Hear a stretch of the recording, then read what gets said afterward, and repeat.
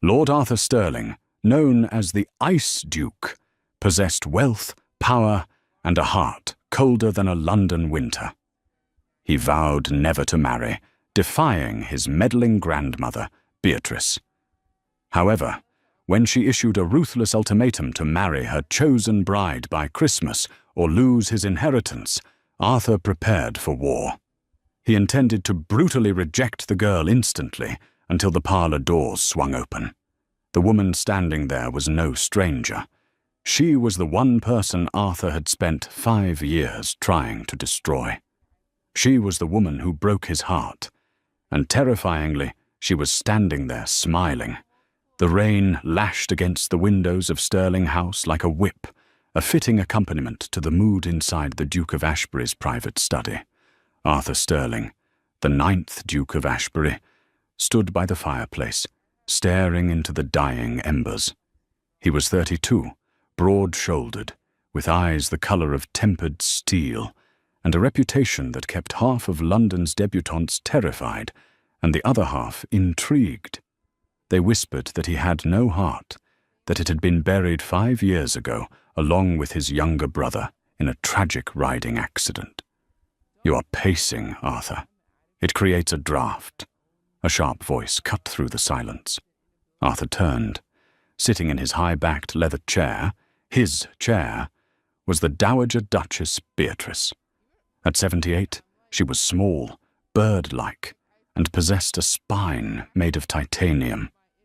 She was the only person in England Arthur feared. "I am not pacing, grandmother. I am waiting for you to explain why you interrupted my meeting with the Prime Minister to summon me here." Beatrice took a sip of her tea, her wrinkled hands steady. "The Prime Minister is a bore, Arthur, and you are 32. It is time we addressed the matter of the succession." Arthur sighed, leaning his arm against the mantel. "We have discussed this. My cousin Frederick is my heir. If I die, the dukedom goes to him. The line is secure." "Frederick," Beatrice scoffed, the sound sharp as a pistol crack. "Frederick is a gambler and a fool who would turn Ashbury Hall into a brothel within a fortnight. I will not have it. You need a wife. You need a son. And I have told you," Arthur said, his voice dropping an octave. "I will not marry. I have no desire to bring a woman into this house, to subject her to the misery that seems to cling to our name. Drama suits you, but it bores me," Beatrice said, setting her cup down.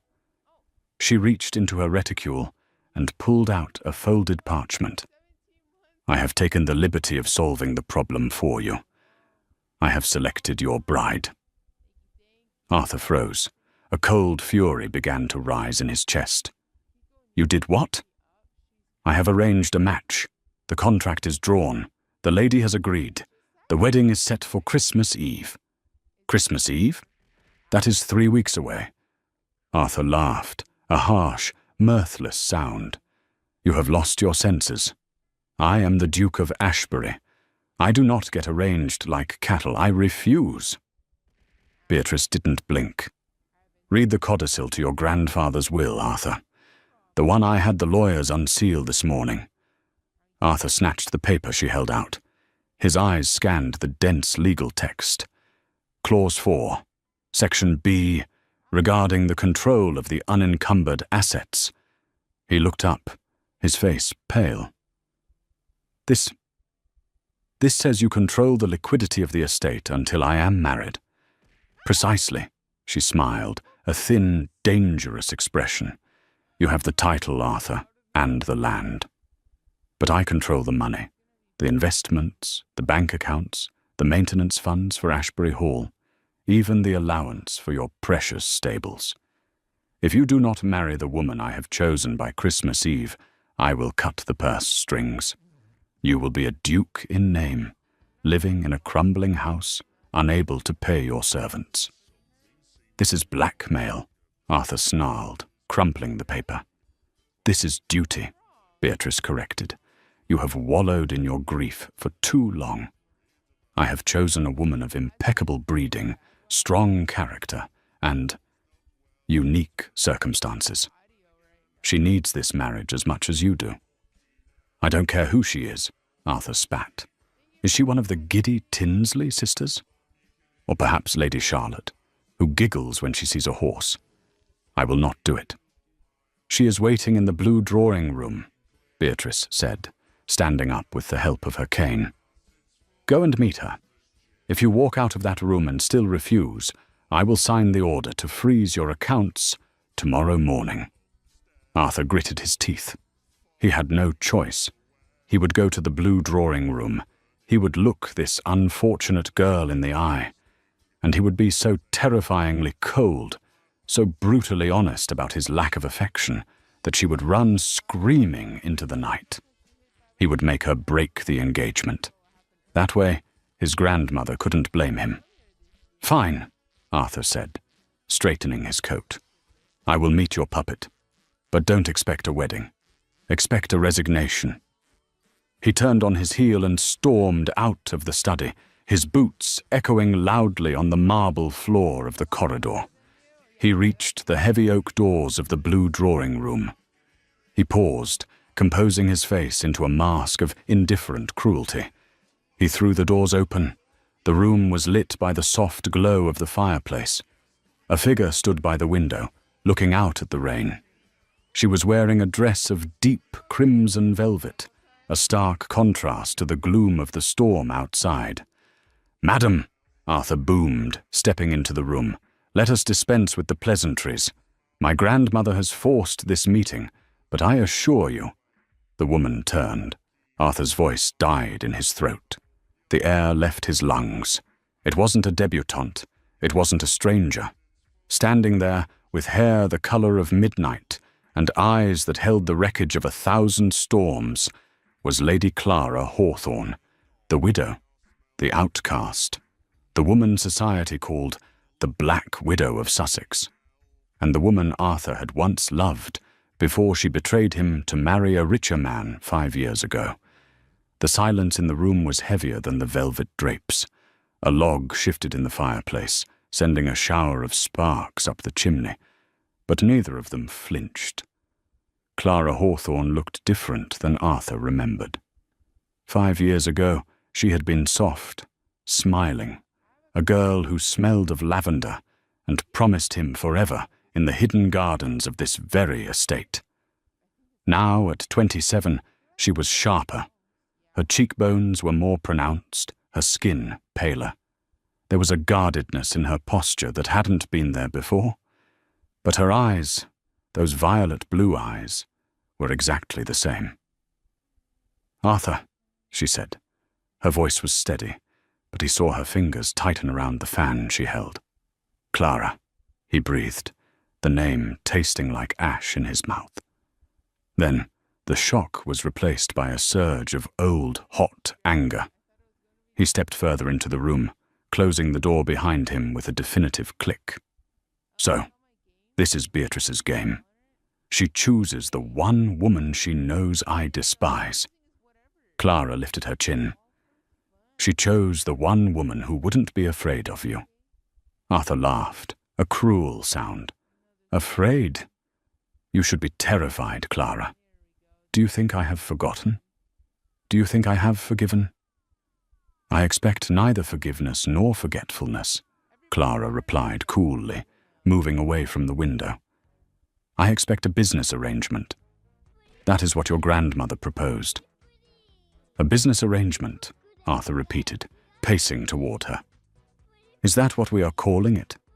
You broke our engagement 5 years ago, via a letter, I might add, to marry Lord Hawthorne because he was a marquis, and I was merely a second son at the time. You chased the title. You chased the money." "I did what was necessary," Clara said, her voice dropping to a whisper. "And now?" Arthur stopped inches from her. He could smell her perfume. Sandalwood now, not lavender. "Hawthorne is dead. Rumor says you killed him." Clara didn't flinch, though her eyes flashed with pain. "The coroner ruled it a heart attack.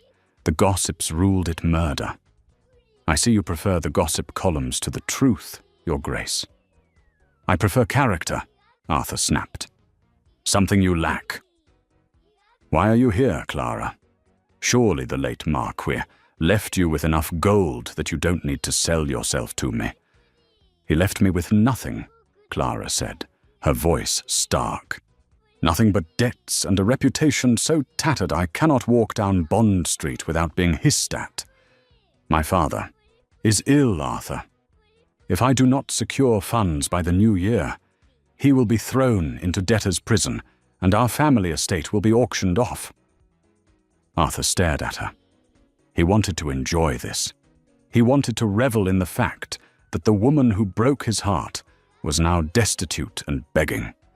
But looking at her, standing proud despite her desperation, he felt a twisting ache in his chest. So you came to Beatrice, Arthur surmised. She came to me, Clara corrected. She offered a deal. I marry you, provide you with the appearance of a stable household, and she clears my father's debts. She also said, Clara hesitated. Said what? She said you were drowning, and that you needed someone who knew how to swim in dark waters. Arthur turned away, walking to the drink cart to pour a brandy. His hands were shaking slightly. My grandmother is a romantic fool. I am not drowning. I am thriving. You are alone in a draughty house, shouting at ghosts, Clara said softly. Arthur downed the brandy in one swallow and slammed the glass down. I refuse. I will not marry you.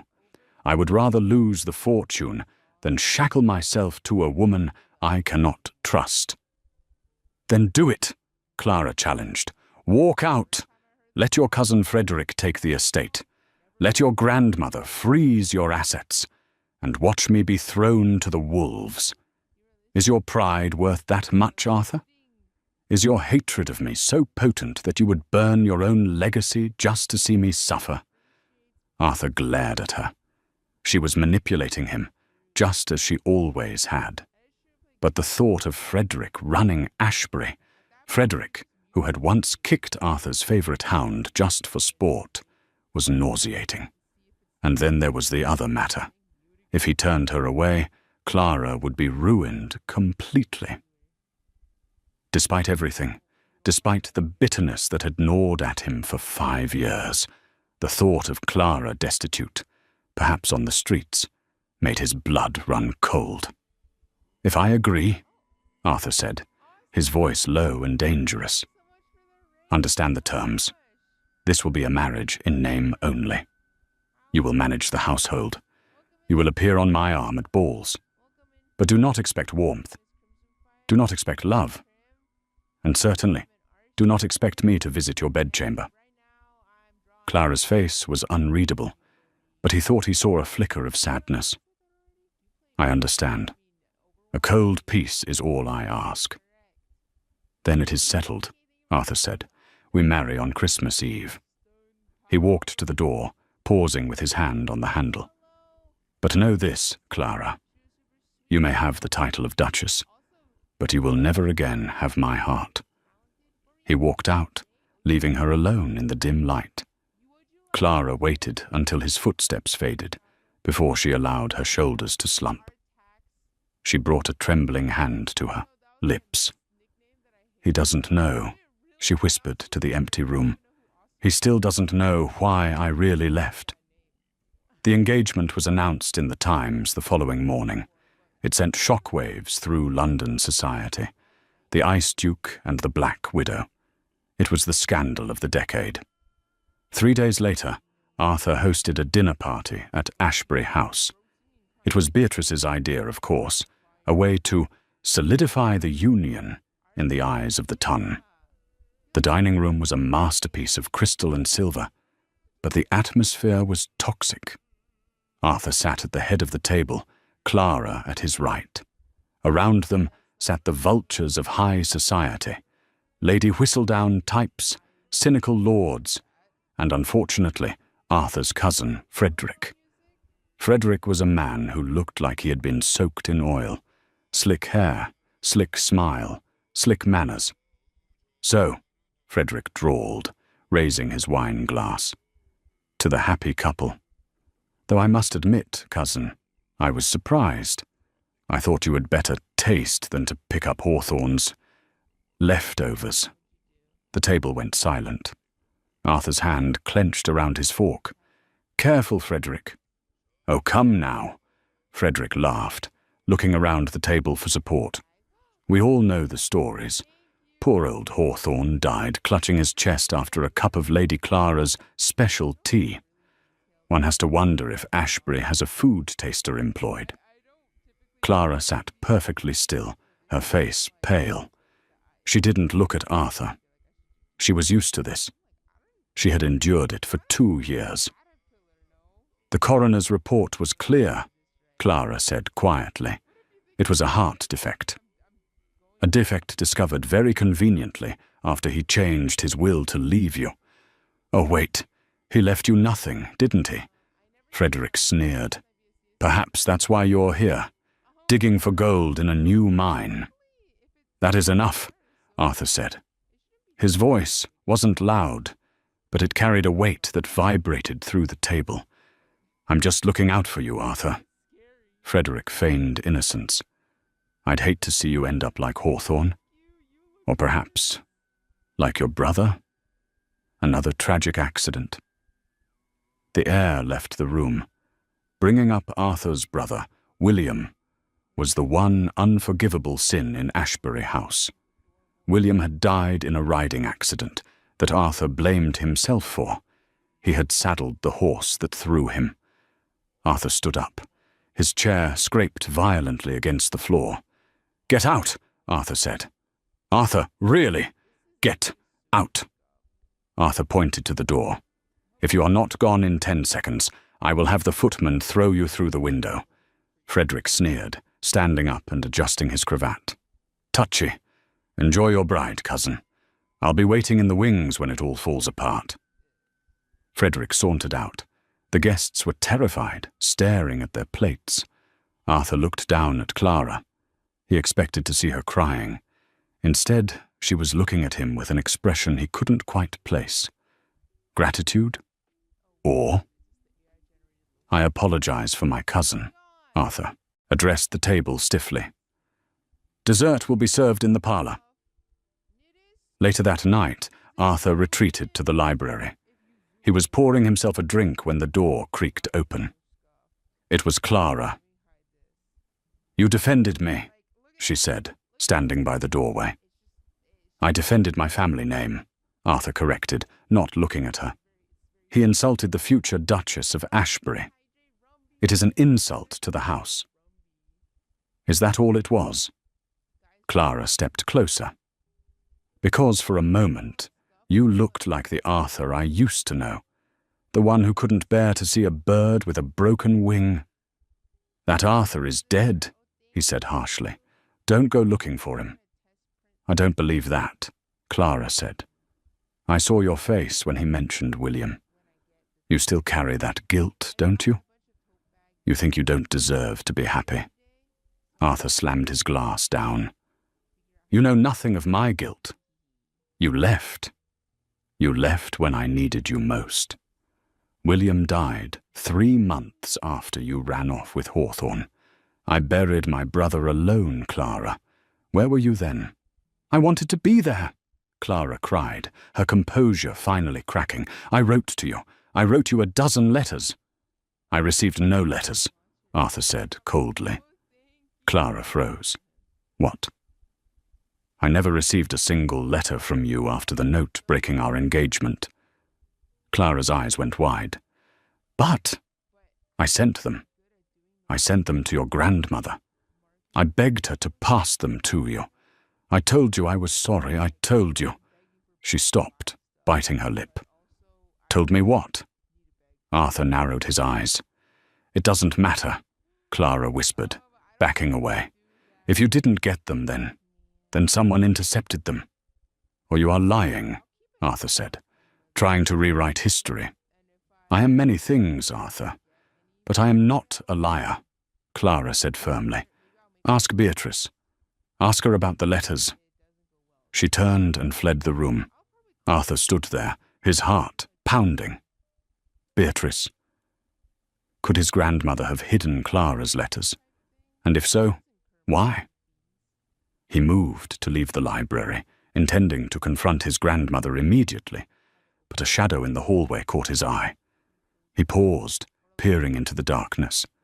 He saw one of the housemaids, a young girl named Tilly, slipping something into her apron pocket as she hurried away from the library door. She looked terrified. "Tilly!" Arthur called out. The girl jumped and dropped the object. It slid across the floorboards. Arthur walked over and picked it up. It was a small, velvet pouch. Inside was a heavy gold ring with a ruby setting. Arthur recognized it instantly. It was Frederick's ring. "What are you doing with this?" Arthur demanded. Tilly burst into tears.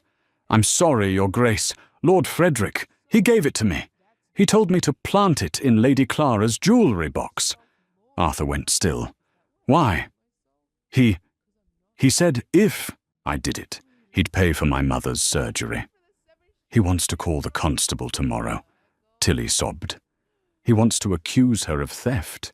He said if she's arrested, the wedding can't happen." Arthur closed his hand around the ring, the metal biting into his palm. Frederick wasn't just being a nuisance. He was actively trying to frame Clara. He was trying to stop the marriage. But why? Frederick was the heir. If Arthur didn't marry, Frederick got everything eventually. Why was he so desperate to stop this specific marriage now? Unless Beatrice's threat to cut the money off was actually a threat to the estate itself? Or perhaps Frederick had debts of his own that couldn't wait for Arthur to die of old age? Arthur looked at the crying maid. "Go to your room, Tilly. Say nothing to anyone. If Frederick asks, tell him it is done." "Yes, Your Grace," she whispered and ran off. Arthur stood in the dark hallway. The game had changed. This wasn't just a marriage of convenience anymore. It was a battlefield. And for the first time in 5 years, Arthur felt a flicker of the protective instinct he thought he had lost. Someone was coming for Clara, and God help them. They would have to go through the Duke of Ashbury first. Arthur did not sleep. The image of the gold ring in the maid's trembling hand burned in his mind, but it was Clara's words that haunted him more. "I wrote you a dozen letters." At first light, Arthur marched to the Dowager's private wing. He didn't knock. He threw open the doors to Beatrice's sitting room, startling the maid who was arranging fresh flowers. "Leave us," Arthur commanded. The maid curtsied and fled. Beatrice sat in her armchair by the window, already dressed in stiff black silk. She didn't look surprised. "You look terrible, Arthur. Grief does not suit you, and neither does anger." "Where are they?"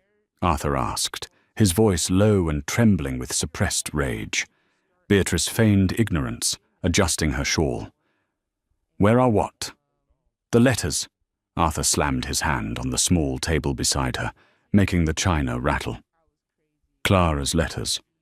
The ones she sent 5 years ago. The ones she sent after she married Hawthorne. "Do not lie to me, grandmother. I know you have them." Beatrice stared at him for a long moment. Then, with a heavy sigh, she reached into the hollow compartment of her writing desk. She pulled out a bundle of envelopes tied with a faded blue ribbon. "I did it for you," Beatrice said, her voice unusually soft. "You were broken, Arthur. William had just died. Clara had married that monster. I thought reading her excuses would only twist the knife deeper.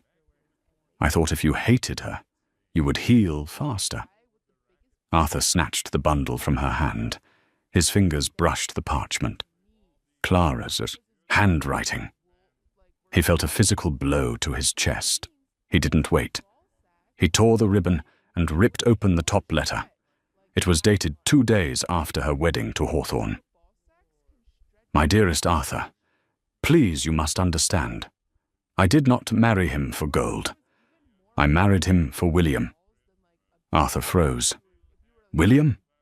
He read on, his eyes scanning the frantic, tear-stained scrawl. Hawthorne came to me the night of the masquerade. He had William's ledger. Your brother. Oh, Arthur. William had gambling debts, huge ones. But worse, he had forged your father's signature to cover them. Hawthorne had the proof. He was going to take it to the magistrate. William would have been arrested, the Ashbury name ruined, your inheritance seized. Hawthorne gave me a choice. Marry him, and he burns the evidence. Refuse, and he destroys the sterlings. I could not let him destroy you, Arthur. I could not let you lose your brother to prison. So I said yes. I am sorry. I love you. I will always love you. Arthur fell to his knees. The letter slipped from his fingers. It wasn't betrayal. It was a sacrifice. Clara had thrown herself into the jaws of a beast to save Arthur's family. She had endured 5 years of marriage to a cruel, manipulative man, a man who likely abused her, just to protect the reputation of the brother Arthur was already mourning. She saved us, Arthur whispered, his voice cracking. She saved William's name. And I treated her like a leper. He stood up, stumbling slightly. Arthur? Beatrice called out, looking genuinely alarmed. Where are you going? To beg, Arthur said. I'm going to beg for her forgiveness. Arthur found Clara in the conservatory. It was a glass-walled room, filled with winter jasmine and ferns, humid and warm against the snow falling outside. She was pruning a rose bush, her movements mechanical. Clara. She turned, startled.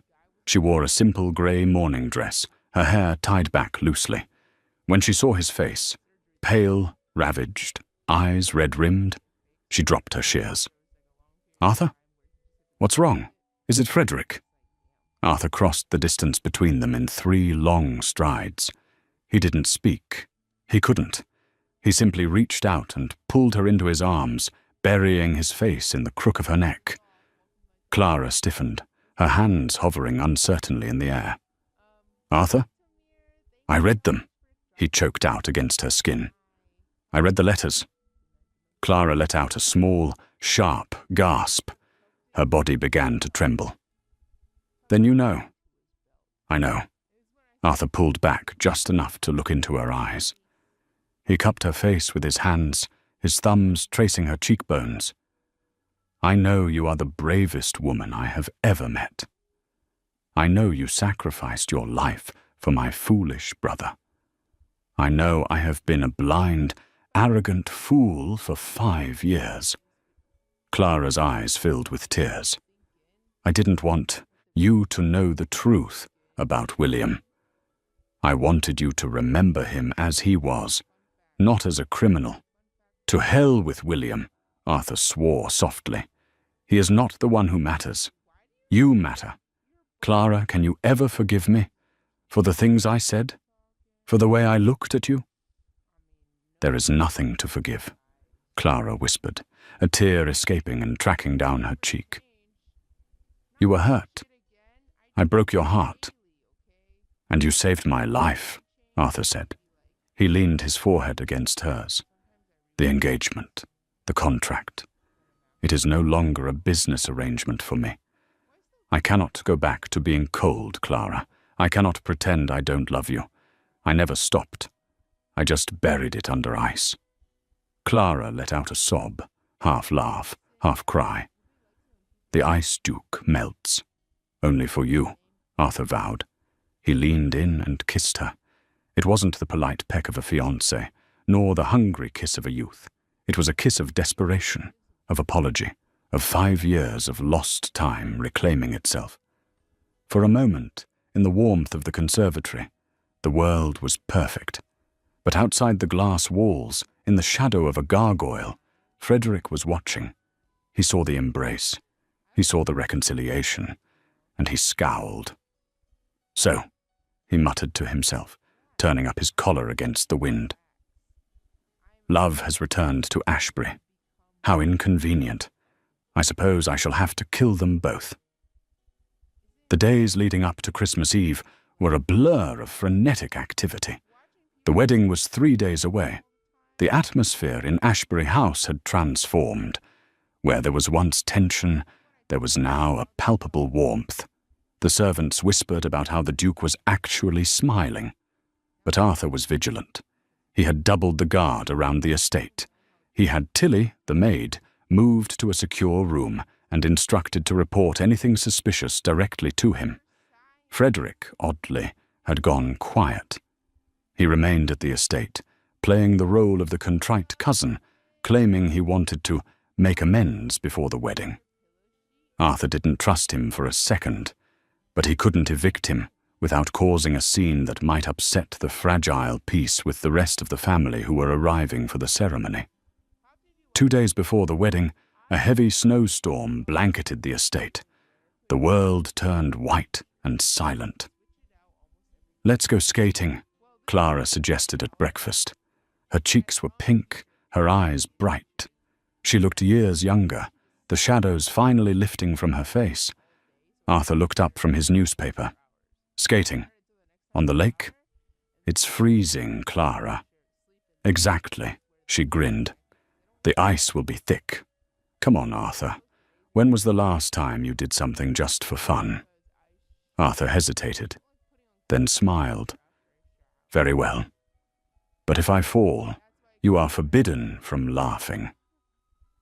They walked down to the lake, a vast expanse of frozen water bordered by ancient pine trees. The snow had stopped, and the sun was glittering off the ice. It was idyllic. They strapped on their skates. For an hour, they were just Arthur and Clara again. They glided hand in hand, their breath misting in the air. Arthur spun her around, her laughter ringing out like bells in the crisp air. "I am happy," Clara said, stopping in the center of the lake, her chest heaving slightly. "I didn't think I would ever say that again." "You deserve to be happy," Arthur said, tightening his grip on her gloved hand. Suddenly, a sharp crack echoed through the valley. It wasn't the ice, it was the sound of a rifle. A bullet whizzed past Arthur's ear, missing him by an inch, and slammed into the ice at their feet. "Run!"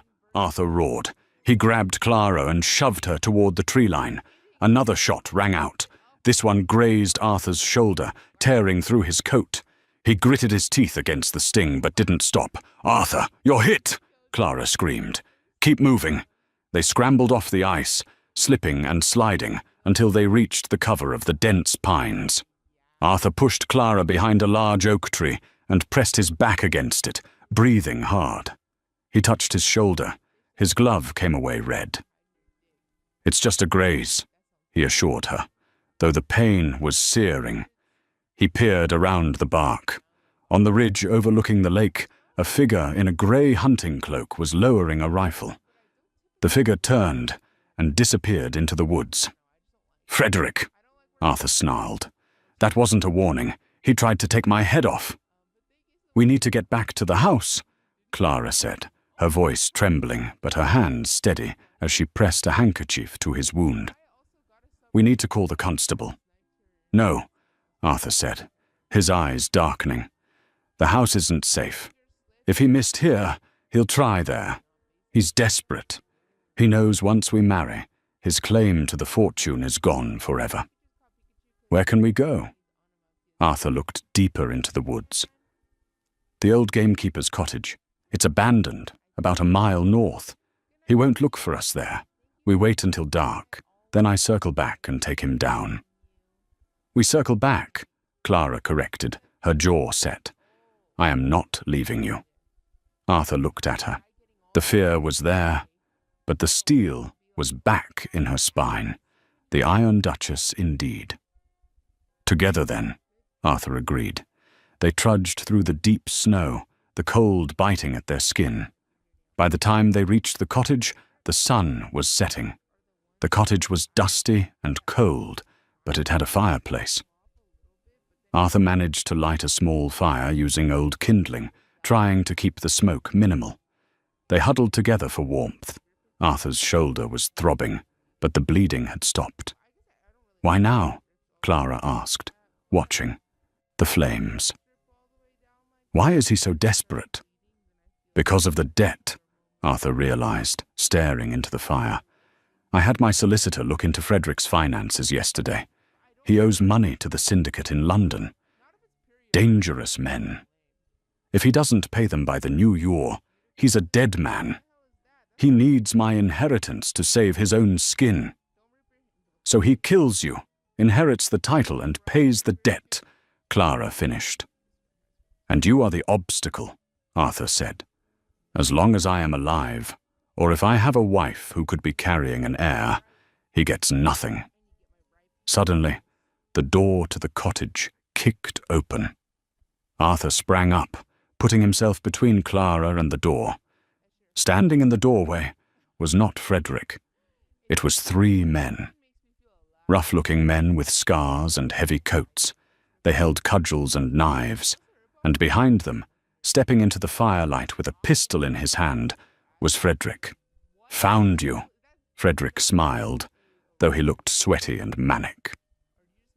"You really shouldn't leave tracks in fresh snow, cousin. It's Scouting 101. "Frederick, this is madness," Arthur said, his voice calm. "These men, are they the syndicate?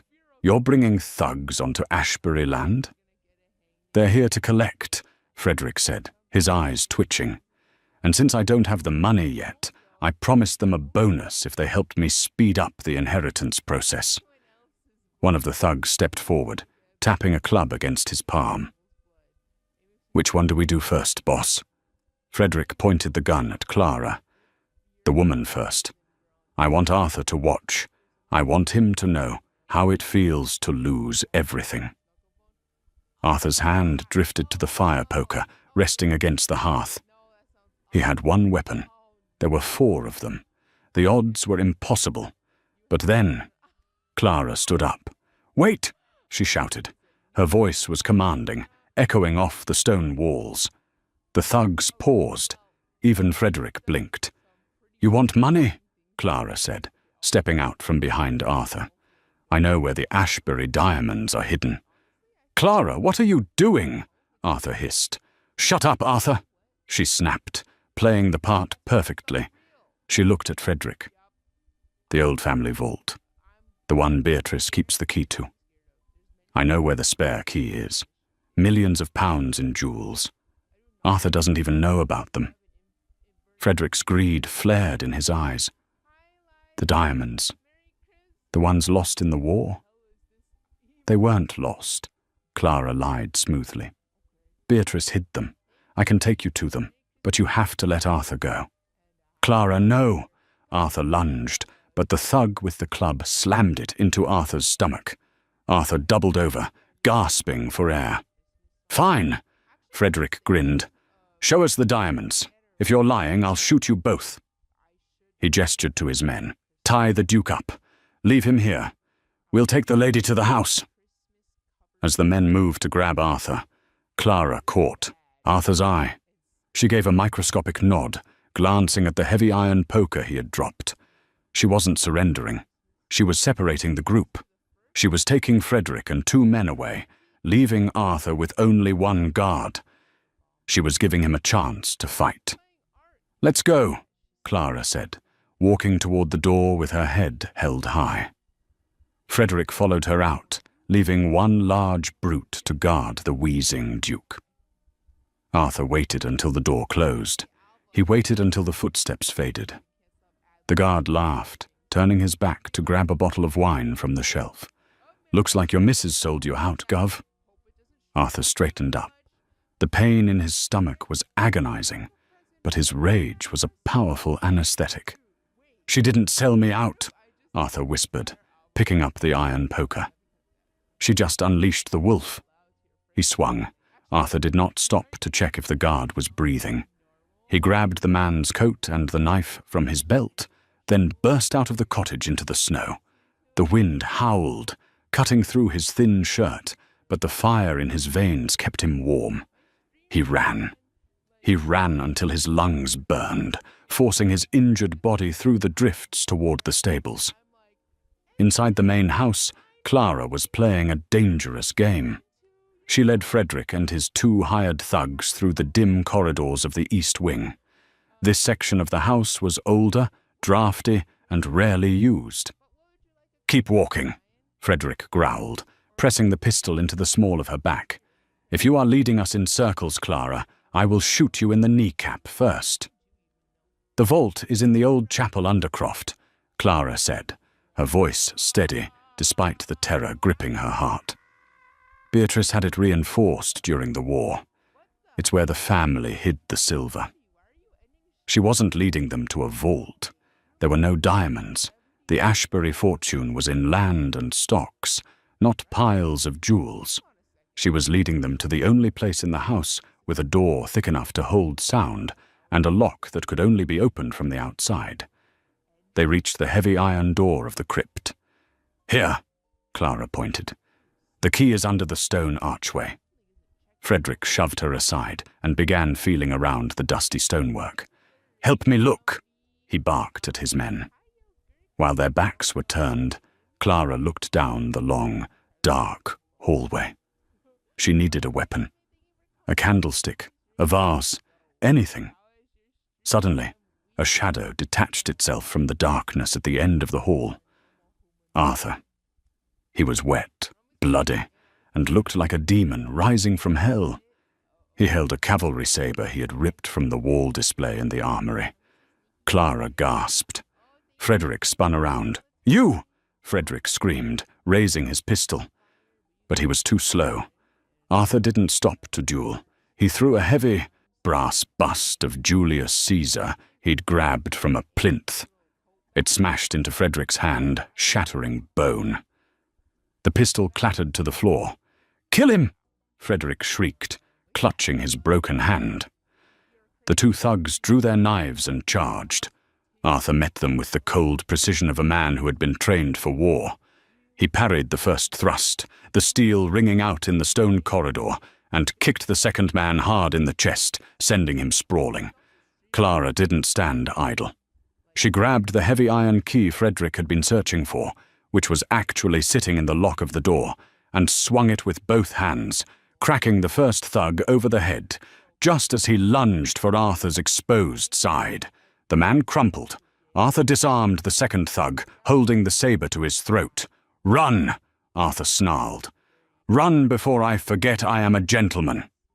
The thug scrambled away, leaving his unconscious partner behind. That left Frederick. The cousin was backing away, his face white with pain and fear. "Arthur, wait! It was just a misunderstanding. The debts!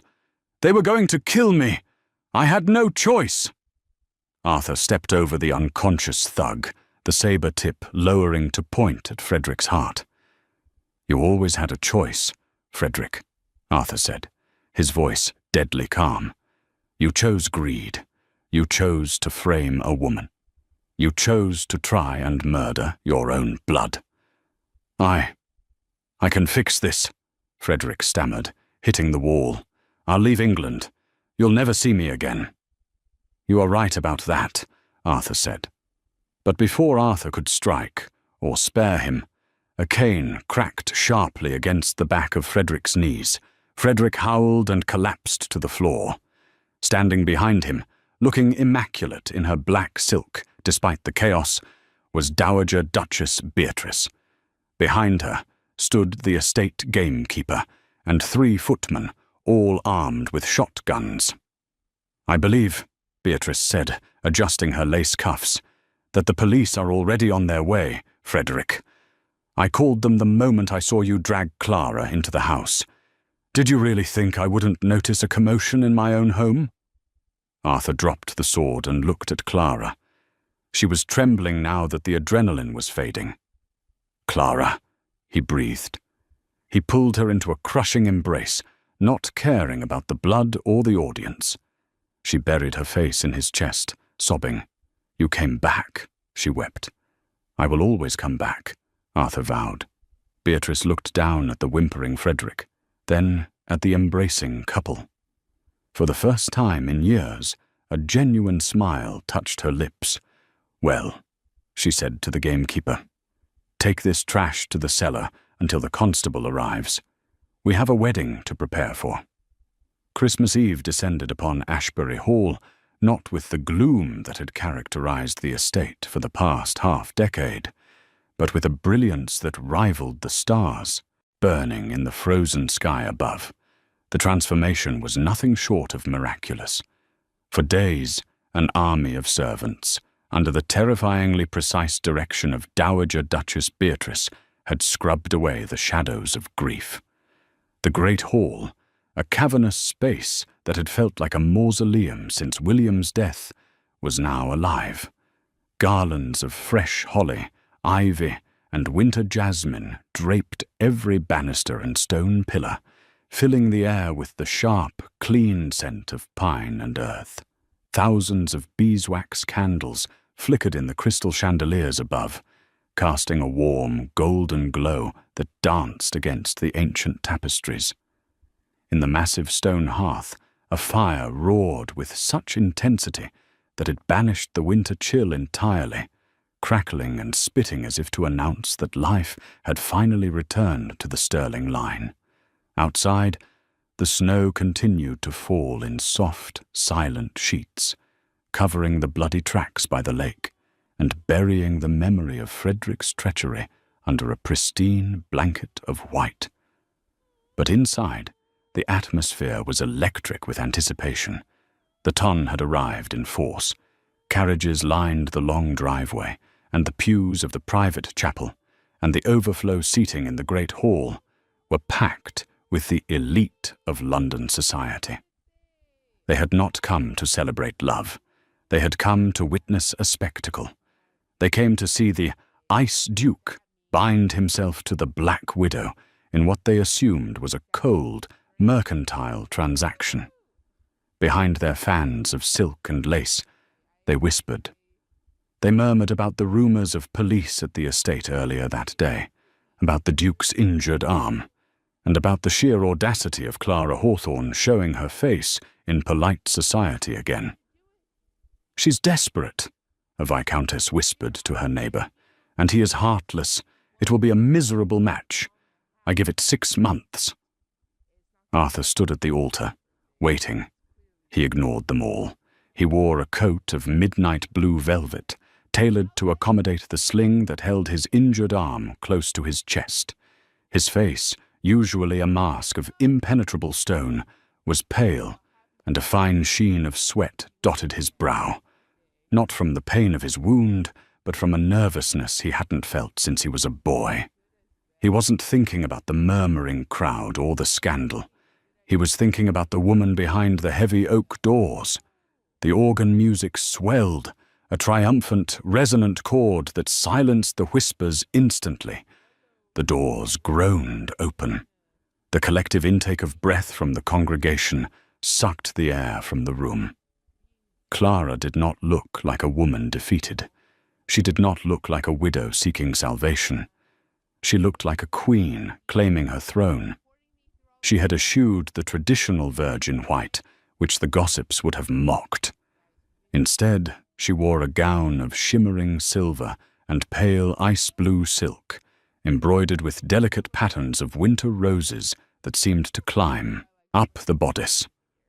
It caught the candlelight, making her appear as if she were woven from moonlight and frost. Her dark hair was swept up, exposing the long curve of her neck, and her eyes, those violet-blue storms, were fixed straight ahead. She saw no one but him. As she walked down the aisle, the cynicism of the crowd began to crack. They looked for fear in her eyes, and found only courage. They looked for shame, and found only dignity. When she reached the altar, Arthur stepped forward. He reached out with his good hand, his fingers trembling slightly until they closed around hers. Her skin was warm, grounding him. "You look—" Arthur started, his voice rough with an emotion he could no longer suppress. He searched for a word that could encompass the vision before him, and failed. "Like a duchess?" Clara teased softly, a small private smile touching her lips that was meant only for him. "Like my life," he whispered back, the raw honesty of it making her breath hitch. The vicar, an elderly man who had baptized Arthur, cleared his throat and began the liturgy. The ancient words washed over them, but the tension in the room remained. The guests were still waiting for the other shoe to drop, for the coldness to return. When the time came for the exchange of rings, Arthur turned. He did not face the vicar. He turned his back to the altar and faced the congregation. The silence that fell was absolute. A pin dropping would have sounded like a cannon blast.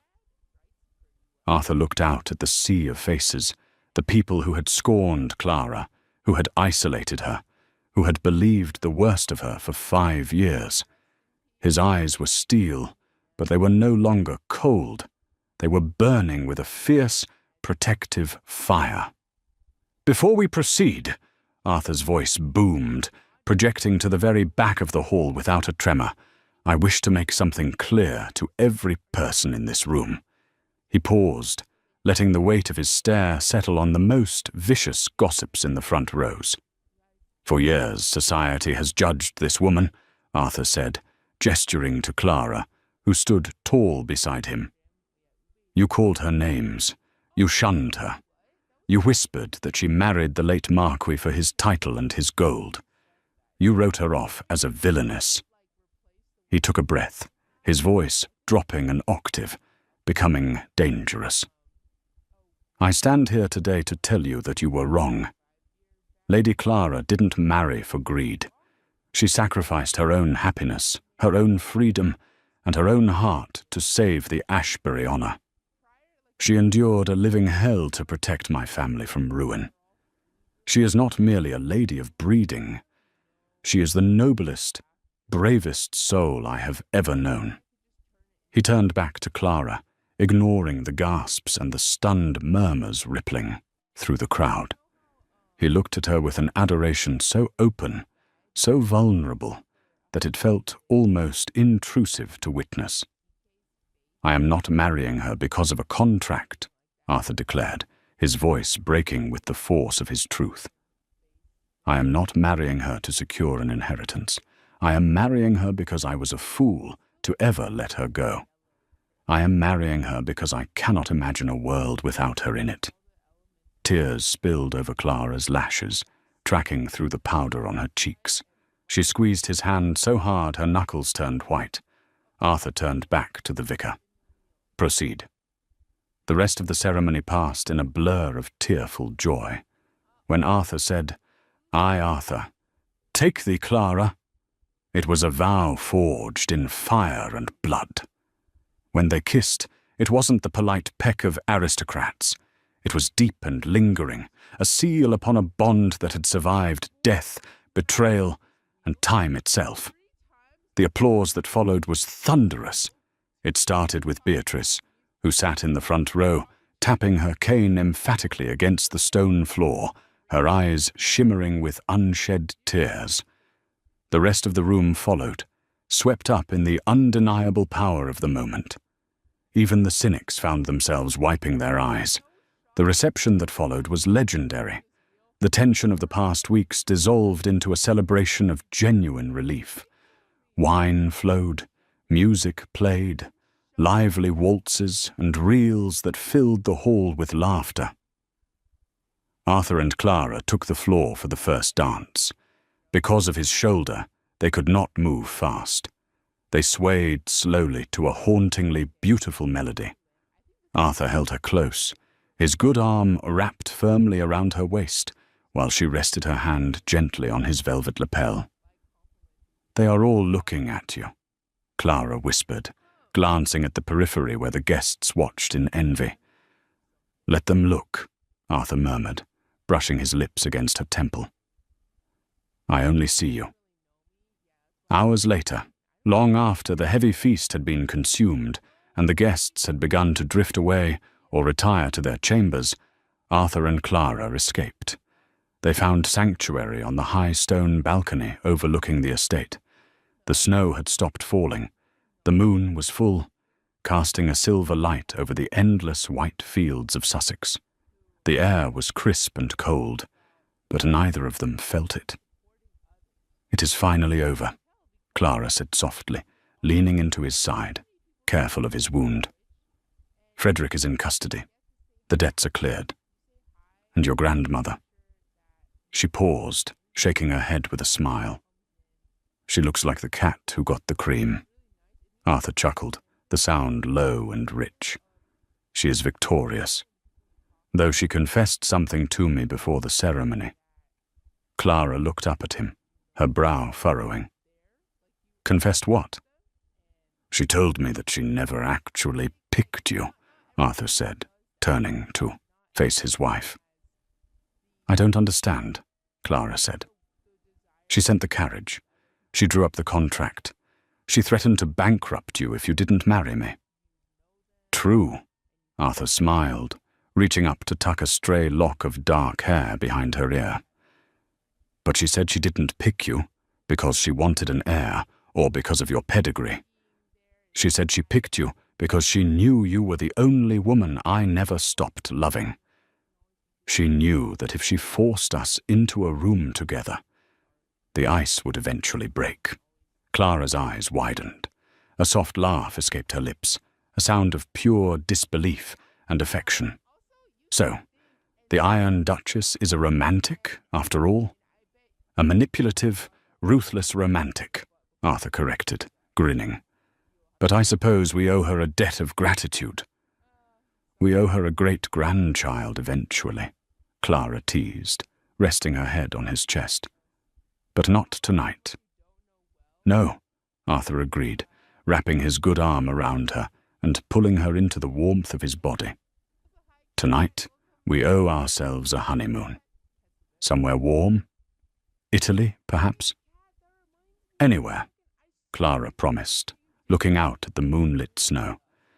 "As long as you are there." Arthur kissed her then, under the light of the Christmas moon. It was a kiss that tasted of winter and wine, of past pain resolved, and future joy promised. The ghosts of William and Hawthorne, the years of silence, the bitterness, it all drifted away like smoke in the wind. The Ice Duke had melted. The Black Widow had come home. And as the clock tower struck midnight, signaling the arrival of Christmas Day, Arthur Sterling held his bride and knew with absolute certainty that the best chapters of their story were yet to be written. And so, the scandal that was meant to tear Ashbury House apart became its greatest strength. Arthur and Clara's story reminds us that sometimes the things we think destroyed us are actually the things that prepared us for our true destiny. Frederick spent the rest of his days in a debtor's prison, while Arthur and Clara lived a long, full life, eventually filling Ashbury Hall with 4 children and enough noise to drive Dowager Beatrice crazy, though rumor has it, she loved every minute of it. True love isn't about finding someone perfect. It's about finding the person who fights for you when the world turns cold. What did you think of Arthur and Clara's journey? Did you suspect the grandmother was playing matchmaker all along? Let me know in the comments below. If you enjoyed this story of romance, betrayal, and redemption, please hit that like button. It really helps the channel. And don't forget to subscribe and ring the bell so you never miss a new story.